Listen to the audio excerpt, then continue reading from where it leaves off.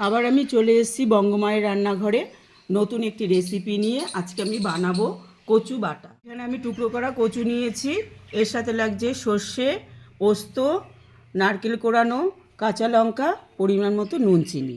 Mixed করার জন্য এর মধ্যে টুকরো করা কচু,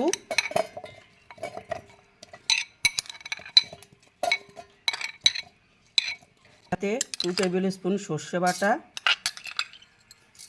2 টেবিল স্পুন পোস্ত,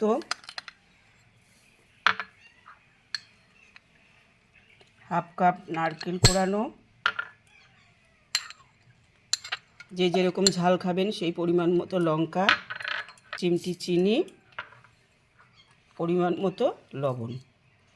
এবারে এগুলো সব নিয়ে আমি মিক্সচার গ্রাইন্ডে মিক্সড করব। একটি প্যান গরম করে কিছুটা সর্ষের তেল গরম করে নিয়েছি। এবার এই মিক্সচারটা এর মধ্যে দিয়ে কিছুক্ষণ নাড়াচাড়া করলে হয়ে যাবে।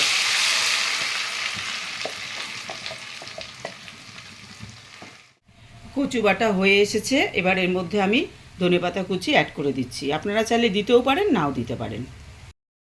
রেডি আমাদের কচু বাটা। আপনারা গরম ভাতে পরিবেশন করবেন। আর ভিডিওটা যদি ভালো লেগে থাকে তাহলে লাইক, শেয়ার, কমেন্টস করবেন আর অবশ্যই সাবস্ক্রাইব করবেন। অনেক ধন্যবাদ।